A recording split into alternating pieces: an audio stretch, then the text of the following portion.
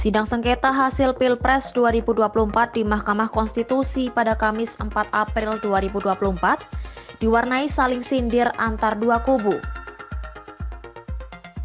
Perdebatan itu dilancarkan oleh pembela kubu Anies Muhaimin yakni Bambang Wijayanto atau BW dan saksi ahli kubu Prabowo Gibran yakni ex-Wamenkumham Edi Hiarij.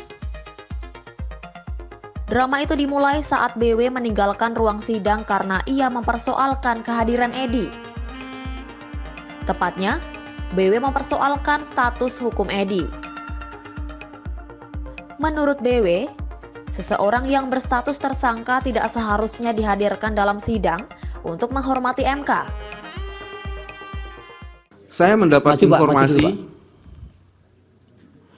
dari berita ini terhadap sahabat saya juga ini, Sobat Edi.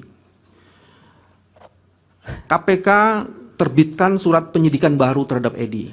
Karena tadi saya merasa keberatan, saya izin untuk mengundurkan diri ketika rekan saya Profesor Haritz akan memberikan penjelasan.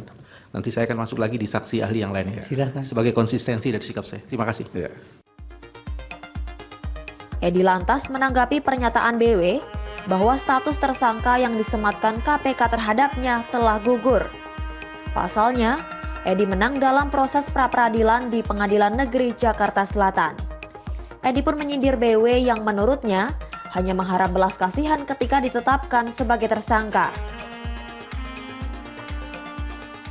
Pemberitaan yang disampaikan oleh Saudara Bambang itu tidak disampaikan secara utuh. Pada saat itu, Ali Fikri juru bicara mengatakan akan menerbitkan sprindik umum dengan melihat perkembangan kasus.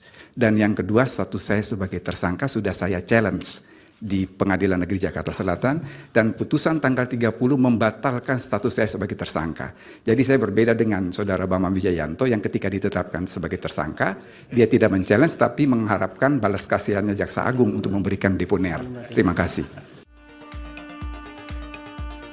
Sebelumnya, Edi sempat ditetapkan oleh KPK sebagai tersangka dalam kasus dugaan gratifikasi. Status itu telah dibatalkan melalui mekanisme pra-peradilan di Pengadilan Negeri Jakarta Selatan. Sementara BW pada 2015 lalu tersandung kasus dugaan menyuruh saksi untuk memberi keterangan dalam sidang di MK pada 2010. Ia ditetapkan sebagai tersangka usai KPK menetapkan Komjen Budi Gunawan sebagai tersangka.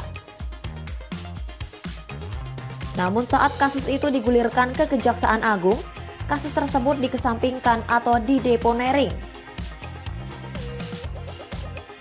Kasus BW pun dinyatakan berakhir dengan keputusan deponering tersebut.